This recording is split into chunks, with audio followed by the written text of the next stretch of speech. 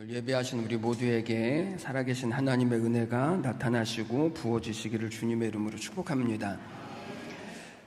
현대의 심리학이나 정신분석학은 어디에서부터 시작되어졌냐면 프로이드라고 하는 사람의 꿈의 해석이라고 하는 이 책에서부터 시작되어졌습니다. 거기 보면 꿈이라고 하는 것을 이렇게 정의를 했습니다. 무의식 욕망의 대리적 만족. 이게 무슨 말이냐면 인간 정신 속에는 우리가 생각하고 우리가 아는 세계만 있는 것이 아니라 우리가 알지 못하는 무의식, 우리가 느끼지 못하고 알지 못하는 엄청난 세계가 있다라는 거거든요. 이 우리가 알지 못하는 무의식의 그 세계 속에 있는 생각과 욕망이 무엇으로 나타나냐면 꿈으로 나타난다는 거예요. 그래서 꿈은 평상시에 두려워하던 것들이 꿈으로 자꾸만 나타날 때가 있습니다. 그래서 남자들은 군대 갔다 오고 나서 한 40살이 되기까지 가끔 어떤 꿈을 꾸냐면 또 군대 가는 꿈을 또 꾸는 거예요. 그런 꿈에서 나 군대 갔다 왔는데 그러면서 또 군대에 들어가는 거예요. 평상시에 무의식 속에 내가 가지고 있었던 그런 생각들이 이 꿈으로 드러나기 때문에 그런 거예요. 그런데 이 프로이드의 발견은 성경적인 진리와 완전히 일치하지는 않습니다. 왜냐하면 꿈에는 하나님이 주시는 꿈도 있습니다. 특히 구약에서의 꿈은 하나님께서 주시는 계시의 방편으로 하나님이 사용하실 때가 많았습니다. 그러니까 하나님의 뜻을 사람들에게 알려주시기 위하여서 하나님은 무엇을 사용하시는 거예요? 꿈을 사용하시는 거예요. 성경에 나타난 꿈은 이 하나님의 말씀이 기록되기 전까지 하나님께서 당신의 백성들에게 말씀하시고 가르쳐 주시고 그리고 보여주시려고 했던 이 하나님의 뜻을 나타내시고 계시하는 방편으로 하나님은 종종 이 꿈이라고 하는 것을 사용을 하셨습니다. 그래서 어떤 교수는 학생들을 가르칠 때마다 이렇게 요구를 하고 말했다고 그래요. 여러분, 꿈을 가지십시오. 책을 읽을 때도 꿈을 가지고 책을 읽고, 학교에 올 때도 꿈을 가지고 학교에 오고, 일을 하고 돈을 벌 때도 꿈을 가지고 일을 하고 돈을 버십시오. 꿈 없이 하지 말라는 거예요. 왜 돈을 벌어야 합니까? 왜 돈을 벌어야 합니까? 라고 하는 질문에 사람들이 가장 많이 대답한 세 가지가 이것입니다. 첫 번째, 돈이 있어야 사람 구실을 할 수 있으니까. 두 번째, 다른 사람도 다 돈을 버니까. 세 번째, 하고 싶은 것이 많으니까. 대부분의 사람들이 돈을 벌어야 하는 이유를 이렇게 대답을 했습니다. 그런데 여러분, 더 재밌는 사실이 뭔지 아십니까? 이렇게 대답하는 사람들 치고 성공하거나 거부가 된 사람이 없다라는 것입니다. 왜 그럴까요? 아니, 다른 사람들 돈 버니까 나도 돈 벌어야 되고, 내가 하고 싶은 것이 많으니까 돈 벌어야 되고, 그리고 돈이 있어야 사람 구실을 하고 잘 살 수 있으니까 돈을 벌어야 한다라고 하는 이 생각을 가지고 돈을 번 사람들이 왜 거부가 되거나 성공하지 못했을까요? 그 이유는 돈을 벌어야 할 진정한 꿈이 없기 때문에 그런 거예요. 여러분, 학생들이, 우리 자녀들이 학교에 가야 되는데 학교에 가야 되니까 가고 다른 애들도 가니까 가고 갈 데가 없으니까 학교에 가면 그 아이들이 공부를 잘할까요? 잘 못할까요? 잘 못할 가능성이 너무 많죠. 왜요? 학교에 가야 할 진정한 꿈이 없기 때문에 그런 거예요. 우리의 신앙도 마찬가지입니다. 교회에 오는 이유가 가야 하니까 가고, 주일이니까 가야 하고, 다른 사람들 가니까 가야 한다면 여러분, 그 신앙생활이 은혜와 복이 되어줄 수 있을까요? 그럴 수 없습니다. 여러분은 꿈이 있습니까? 여러분은 꿈을 꾸고 계십니까? 지금 내 나이가 몇 살인데 이제 꿈을 꿉니까? 저는 우리 교회가 꿈꾸는 교회가 되어졌으면 좋겠습니다. 그냥 표 하나 걸어놓는 것 말고 저는 우리의 모든 신앙이 꿈을 꾸는 신앙이 되어졌으면 좋겠습니다. 여러분, 요셉을 통해 하나님이 우리에게 진짜 보여주시려고 하시는 것이 바로 여기에 있습니다. 요셉은 꿈을 꾸는 사람이었고 꿈을 생각하고 꿈을 간직하고 그래서 어떤 역경 속에서도 꿈 때문에 흔들리지 않고 마침내 꿈을 이루는 사람이 되어졌음을 성경이 우리에게 보여주시는 것입니다. 그런데 여러분, 오늘 본문 말씀을 와서 보십시오. 그럼에도 불구하고 지금 요셉의 현실은 어떻습니까? 요셉의 현실이 지금 어디에 있는 것입니까? 감옥 안에 있는 것입니다. 2년 전에 요셉이 술 맡은 관원장의 꿈을, 오늘 본문 말씀을 보면 술 맡은 관원장의 꿈을 해석해주고 그에게 부탁하기를 당신이 나가거든 꼭 나를 생각해서 나를 이 감옥에서 나가게 해달라고 부탁을 합니다. 그런데 이렇게 요셉이 이 관원장의 꿈을 해석해주고 몇 년이 지나도록 요셉이 감옥에 있냐면 2년이 지나도록 요셉은 여전히 감옥 안에 있는 거예요. 이게 지금 요셉의 현실인 거예요. 여러분, 예수를 믿는 우리의 현실도 다르지 않습니다. 교회의 현실도 다르지 않습니다. 꿈은 꾸는데 그런데 현실은 왜 이렇게 다를까요? 우리가 꿈꾸는 것과 그리고 우리가 기도하는 것과 우리가 살아가는 현실은 왜 이렇게 다릅니까? 오늘 요셉을 통해 하나님은 우리에게 무엇인가를 이 사실을 통해서 보여주시기를 원하십니다.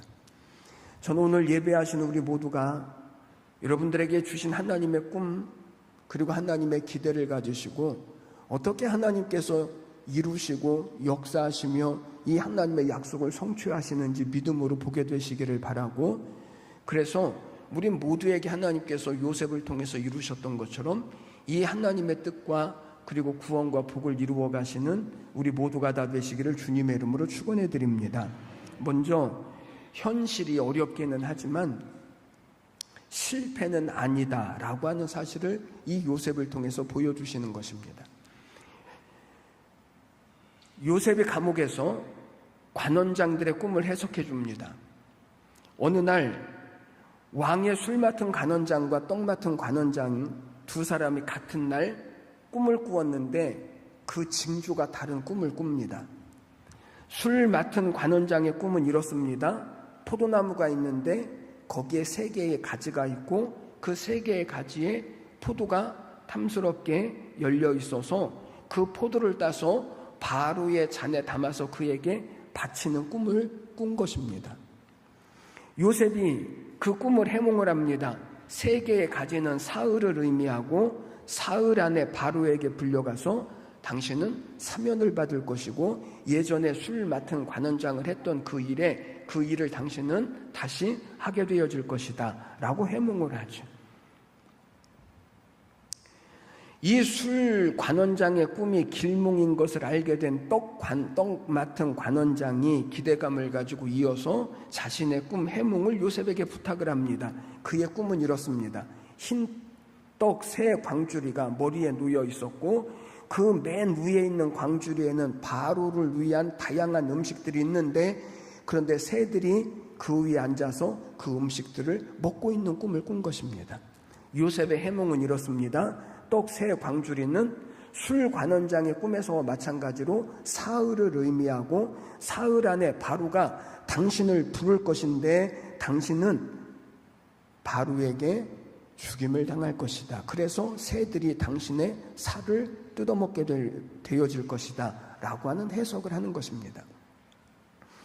한 사람의 꿈은 복직이 되는 꿈이고 한 사람의 꿈은 죽는 꿈입니다.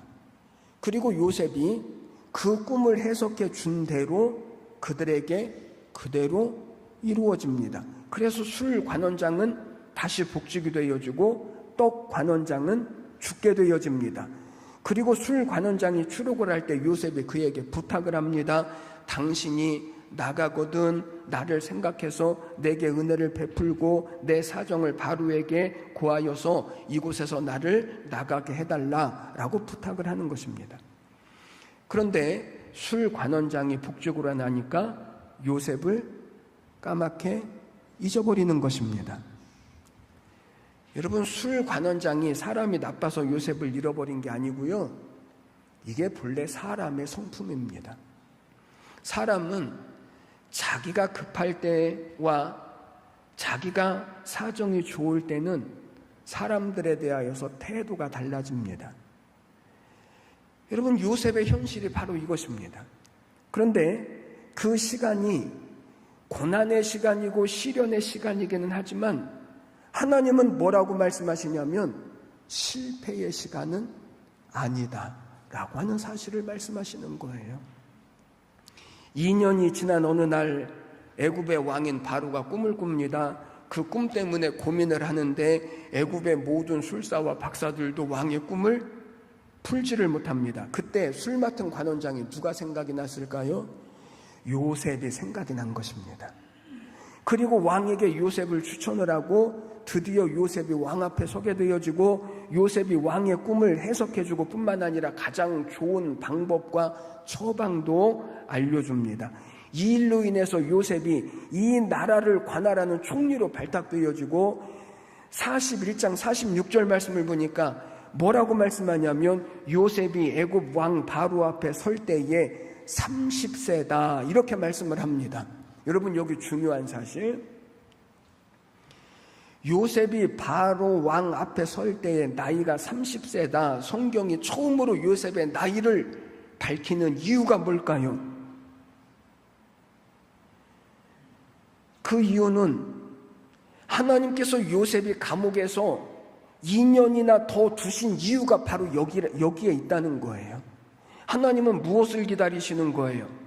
요셉이 나이가 30세가 되기를 하나님은 기다리시는 거예요. 왜 그렇죠? 당시의 애굽의 법은 남자가 공무원이 되기 위하여서는 30세가 넘어야 했기 때문에 그런 거예요.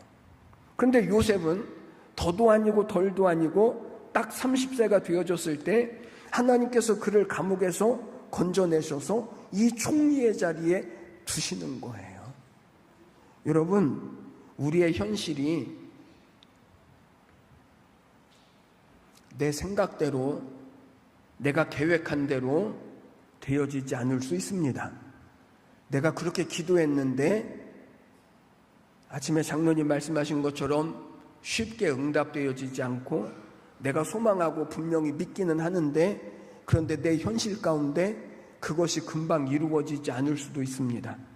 그런데 그것은 하나님께서 포기하셨기 때문이 아니라 하나님의 가장 좋은 시간을 기다리시는 하나님의 섭리이고 하나님의 계획하심이 있어서 그것이 지체되어지고 기다리는 시간이지 그것이 하나님이 나를 잊어버렸기 때문이 아니라는 거예요. 그래서 예레미야서 29장에서 하나님은 당신의 백성들에게 이렇게 말씀하시는 거예요. 나 여호와가 말하노라. 너희를 향한 나의 생각은 재앙이 아니라 평안이요 너희의 장래에 소망을 주려 하는 것이 나의 생각이다. 지금 이스라엘 백성들은 포로 가운데서 고민하고 있는데 하나님은 뭐라고 말씀하신다고요? 너희를 향한 나의 생각은 재앙이 아니라는 거예요. 너희를 평안하게 하는 것이고 너희의 장래에 소망을 주는 것이 하나님의 계획이고 하나님의 생각이라는 거예요. 현실과 하나님의 뜻을 이루는 시간이 다를 수 있다는 거예요. 오늘 설교 제목이 무엇입니까? 우리나라 말로 왜 나래요?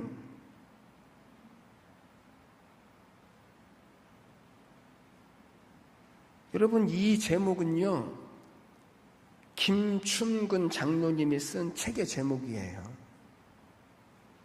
이 김춘근 장로님이라고 하는 분은 알래스카의 요셉이라고 하는 별명을 가진 사람이에요. 이분이 경희대학교를 졸업하고 미국으로 유학을 가서 정치학 박사를 받고 108대 1의 경제를 뚫고 페퍼다인 대학의 교수가 되어지고 4년 만에 최우수 교수상을 받아요. 그리고 알래스카 주지사의 고문으로 있으면서 알래스카의 경제를 그 당시에 300%나 성장시키는 주역이 되어주고, 뿐만 아니라 신앙 회복 운동이라고 하는 그 일에 일평생 삶을 바친 사람이에요. 그런데 이 책을 보면 그분이 이런 삶을 살게 된 동기가 있습니다. 이분은 어려서부터 하나님을 믿는 사람이었습니다. 그런데 37살이 되어졌을 때 강경화가 와서 죽음을 선고받아요. 고칠 수 없다는 거예요. 지금까지 공부도 잘했고 언제나 성공만 하던 이 젊은이에게 마른 하늘에 날벼락인 것을 경험을 하는 거예요. 백방으로 치료를 받아봤지만 고칠 수가 없는 거예요. 이분이 마지막으로 죽을 각오를 하고 금식 기도하기 위하여서 산으로 올라가 금식 기도를 합니다. 이제 얼마 안 있으면 죽을 사람이 금식을 작정하고 죽기를 각오하고 산에 올라간 거예요. 이분이 살았을까요? 죽었을까요? 죽기를 각오했는데 금식까지 했는데, 그런데 이분이 살아요. 그때 이분이 그 산에 올라가서 기도했던 기도의 제목이 뭐냐면 바로 이거예요. 왜 나입니까? 무슨 뜻이죠? 아니, 왜 내게 이런 질병이 생겼습니까? 왜 내가 이 젊은 나이에 죽어야 합니까? 왜 내가 무엇을 얼마나 잘못했길래 내가 이 병에 걸려서 죽어야 합니까? 왜 나입니까?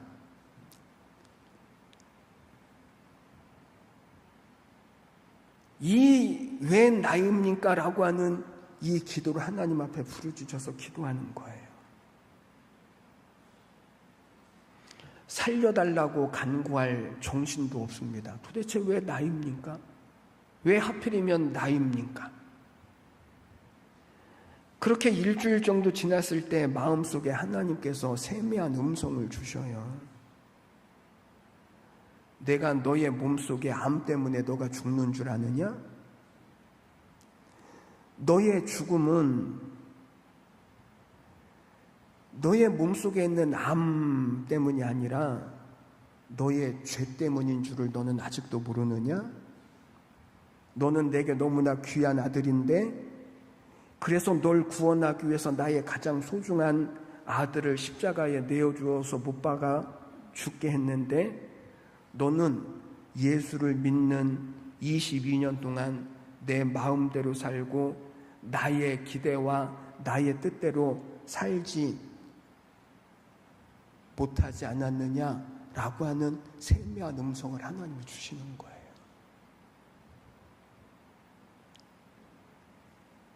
그리고 영화를 보는 것처럼 지금까지 살아왔던 모든 인생의 영상이 보여지는 거예요.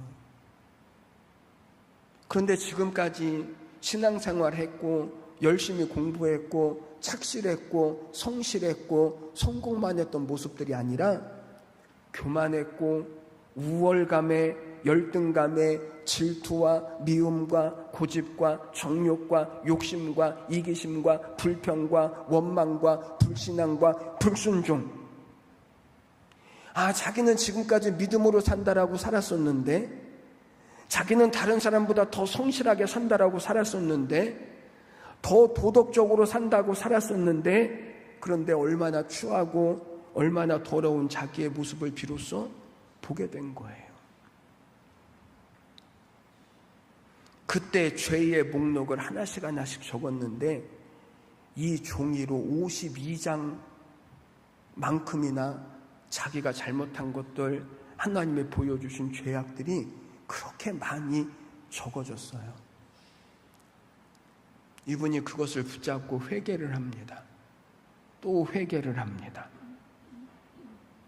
그때 하나님께서 환상을 보여주시는데 예수님께서 자기를 안아주시고 등을 토닥거리시면서 내가 너를 용서했다 라고 말씀하시는 환상을 보아요.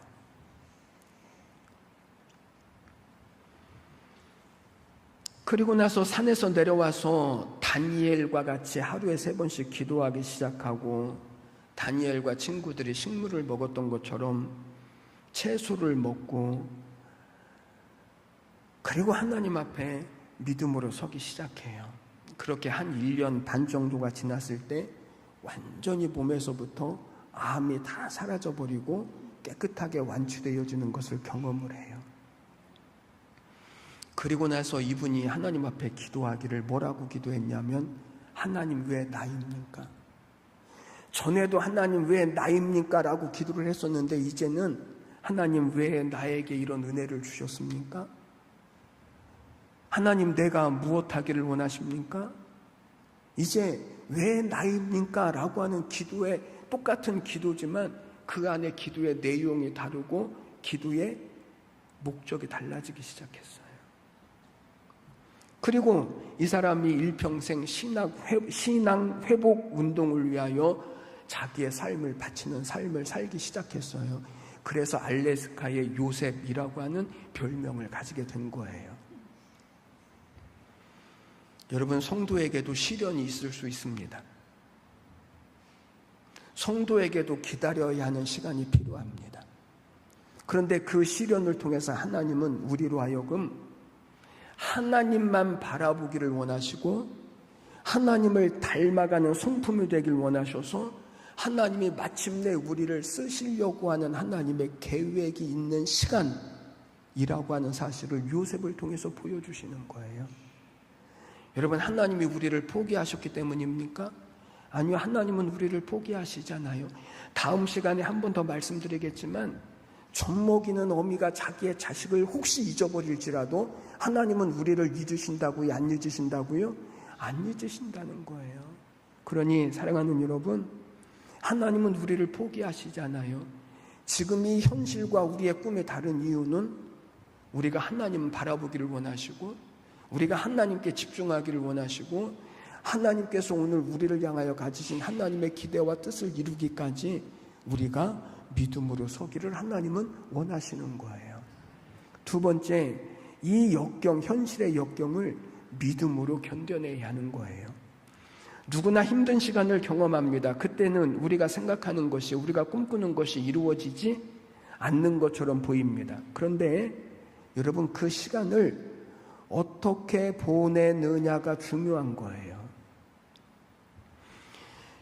이 꿈이 이루어지지 않는 것 같은 이 시간을, 그리고 우리가 생각하는 대로 되어지지 않는 이 시간을 우리는 어떻게 보내느냐, 이게 중요해요.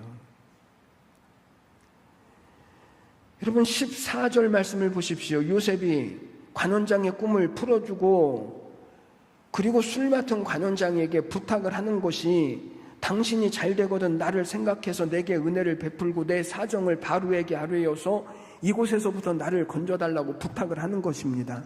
그런데 어떻게 됩니까? 두 관원장이 감옥에서 나가기는 하는데 한 사람은 죽고 한 사람은 복직이 되었는데 요셉을 까마득하게 잊어버리는 거예요. 요셉이 얼마만큼이나 잊혀졌다고요? 2년 동안이나 잊혀진 채로 감옥에서 여전히 사는 거예요. 그런데 여러분, 요셉이 정말 잘 될 수밖에 없는 사람이라고 하는 것이 여기에서 드러나는 것 아닙니까? 잊혀진 그 2년이라고 하는 시간 동안 감옥에서 요셉은 한 번도 불평하거나 원망하거나 좌절하거나 낙심하지 않습니다. 아니, 어떻게 그럴 수 있었을까요? 그 이유는 지금은 억울한 것 같고 지금은 감옥에 있는 것 같지만 분명히 하나님의 뜻이 있다라고 하는 믿음을 요셉은 가졌기 때문에 그런 거예요. 아니, 그걸 어떻게 할 수 있습니까? 시편 105편 말씀에 가서 보면 요셉에 대한 이야기를 말씀하기를 이렇게 말씀을 합니다. 그가 한 사람을 앞서 보내셨으며 요셉이 종으로 팔렸도다. 그의 발은 착고를 차고 그의 몸은 쇠사슬에 매였으니 곧 여호와의 말씀이 응할 때까지라. 그의 말씀이 그를 단련하셨도다. 이게 무슨 말이냐면, 요셉이 경험한 고난의 시간은 하나님의 말씀과 계획이 그에게 이루어지기까지 하나님의 단련하는 시간이었다라는 거예요. 하나님이 결코 요셉을 잊어버리거나 포기한 것이 아니라는 거예요. 그래서 하나님의 때가 되어졌을 때 하나님은 다시 요셉을 생각나게 하시고 요셉을 감옥에서 건져내셔서 그를 통한 하나님의 모든 계획을 다 이루어 가시는 거예요.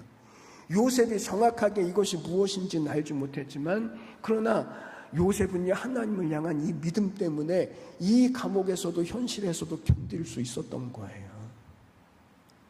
그러므로 여러분, 고난의 시간이 오거든 시간 낭비하지 말고 불평하고 원망하지 말고 믿음으로 견디십시오.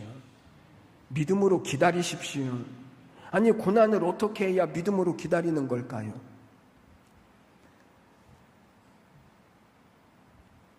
어느 마을에 송아지 한 마리가 있었는데 그 송아지가 얼마만큼 자라게 되어져서 무엇을 할 때가 왔냐면 콧뚜레를 할 때가 왔어요.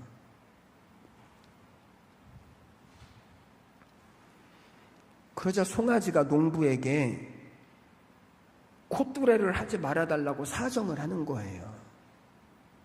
농부가 이렇게 말합니다. 콧뚜레를 하지 않으면 너는 분명히 망아지처럼 될 거야.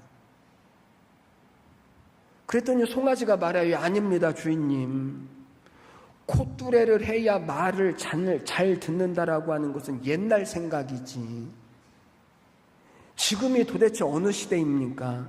콧뚜레를 하지 않아도 2배로 일을 잘할 테니 한번 두고 보십시오.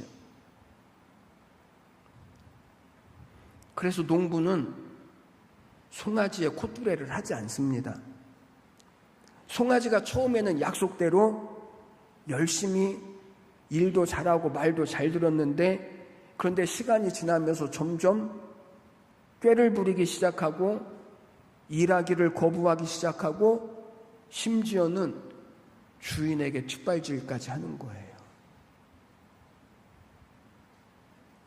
어느 날부터 송아지가 보이질 않는 거예요. 알고 봤더니 하도 말을 안 들어서 주인이 도살장으로 보낸 거예요. 여러분, 우리는 어떨까요? 우리는 어떻습니까?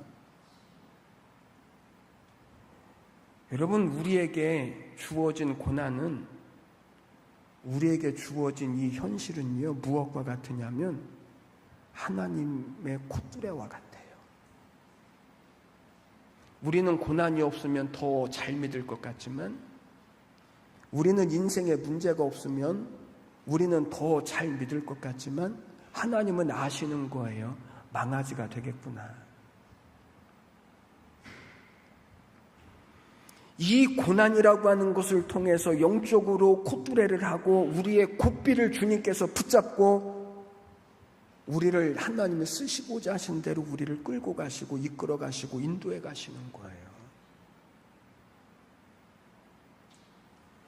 하나님이 우리를 잊으셨기 때문에 우리의 삶에 고난이 있는 게 아니고 하나님이 안 계시기 때문에 우리의 삶에 인생에 문제가 있는 것이 아니라 하나님의 계획이 있고 하나님의 뜻이 있고 우리를 하나님이 쓰시기에 합당한 사람으로 하나님은 우리를 만드시고 그래서 우리는 이 고난의 시간을 불평과 원망과 낙심과 포기로 보내는 시간이 아니라 소망을 붙들고 믿음을 가지고 하나님 앞에 더 가까이 나가는, 그래서 마침내 하나님께서 우리를 통하여서 하나님의 계획과 뜻을 이루어 가시는 삶의 자리로 만드시기를 하나님은 원하시는 거예요. 여러분, 고난의 시간을 지나고 계십니까?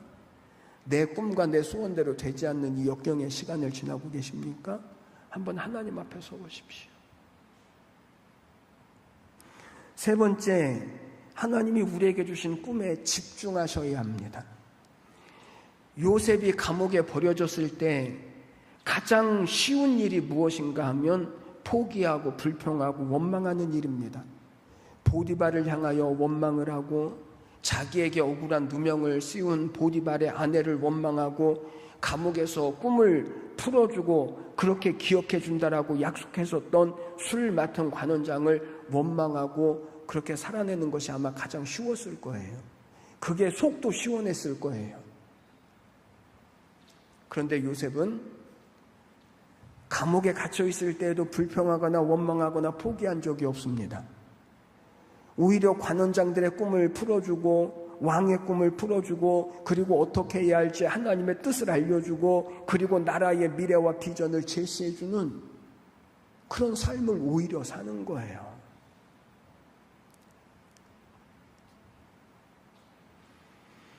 여러분, 요셉은 문제 속에서 꿈을 봐요. 요셉은 문제 속에서 기회를 봐요. 이 말은 모든 문제를 무엇을 통해서 바라보냐면 꿈을 통해서 바라보고 꿈을 통해서 해석을 하는 거예요. 이게 요셉이 가졌던 탁월함이에요. 문제 때문에 포기하고 낙심하고 절망하는 것이 아니라 문제를 꿈으로 보고 꿈으로 해석하는 거예요. 그러니 삶의 방식이 달라지고 내용이 달라지고 그래서 마침내 하나님의 뜻을 이루어가는 거예요. 그러니까 꿈이 요셉을 강하게 하고 꿈이 요셉을 붙들고 꿈이 요셉을 움직이는 거예요. 그리고 마침내 꿈이 요셉을 만들어가는 거예요. 여러분, 내가 꿈을 만들어가는 겁니까? 꿈이 나를 만들어가는 겁니까? 꿈이 나를 만들어가는 것 아닙니까? 그러니 문제를 만나거든 꿈으로 보시고 꿈으로 해석하십시오. 그래야 우리가 바라보는 관점이 달라지고 그리고 우리의 행동이 달라지고 결과가 달라지는 거예요. 교회도 마찬가지입니다.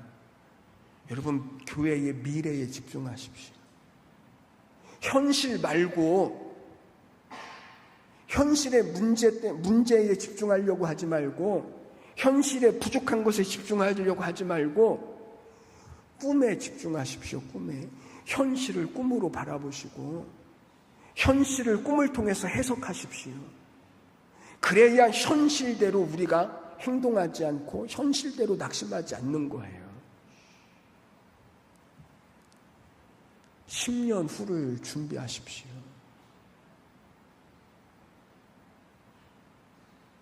과거의 억울함, 현재의 부족함, 그런 것들은 하나님께 맡겨버리고 그것 때문에 불평하고 원망하고 포기하는 현실을 만들어내지 말고 요셉이 미래와 꿈과 비전에 집중하니까 마침내 그의 미래가 꿈을 이루는 미래가 되어지고 그의 모든 억울함도 다 풀어지는 것처럼 현실의 억울함을 풀려고 하지 말고 하나님께서 우리의 꿈을 통해서 이루어 가실 이 하나님의 기대를 가지십시오.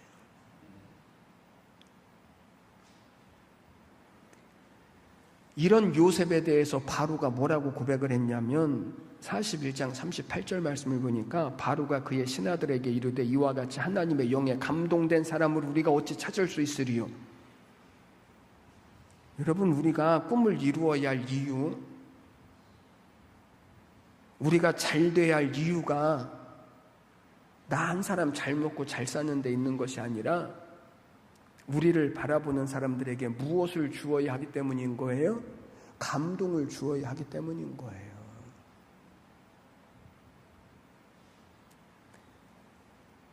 여기 감동을 준다라고 하는 말을 다음에 한 번 더 말씀드릴 기회가 있을 거예요. 이것을 위해서 하나님께서 우리의 생애를 우리가 기대하는 것처럼 멋진 자리에 두지 아니하시고 문제가 없는 자리에 두지 아니하시고 형통한 자리에 두시는 것이 아니라 우리의 꿈과 다른 현실을 주시고 지지고 볶고 싸우고 견뎌야 하는 이런 현실을 하나님께서 우리에게 주시는 거예요. 여러분, 어느 시대나 그렇듯이 하나님께서 쓰시는 사람은 그 역경 속에서 요셉과 같이 믿음을 붙들고 꿈을 소망하고 그 꿈 때문에 견디고 그리고 이겨나가는 사람들을 하나님은 사용하시는 것입니다. 여러분, 오늘 한번 요셉과 같이 한번 그리고 오늘 기도의 제목과 같이 말씀의 제목과 같이 인생의 문제를 만나거든 하나님 앞에 물어보십시오. 왜 나입니까? 내가 여기서 무엇 하기를 하나님은 원하십니까? 내가 어떻게 하기를 하나님은 바라십니까? 문제 때문에 너무 쉽게 포기하지 말고, 문제 때문에 너무나 쉽게 낙심하지 말고, 하나님 안 계신다라고 하지 말고, 하나님이 나를 어떻게 만들어 가시기를 원하시는지, 그리고 하나님의 말씀에 집중해 보십시오. 하나님이 주시는 생각과 그리고 하나님이 주시는 감동에 집중하십시오. 저는 오늘 우리 교회가 또 오늘 예배하신 우리 모든 성도님들이 하나님이 주시는 이 꿈을 붙잡았으면 좋겠습니다. 하나님의 말씀을 붙드셨으면 좋겠습니다.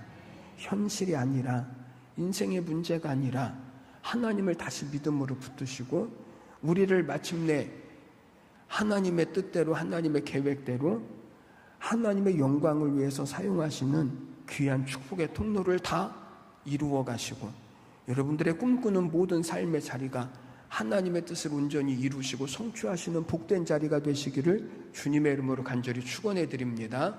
기도드리겠습니다.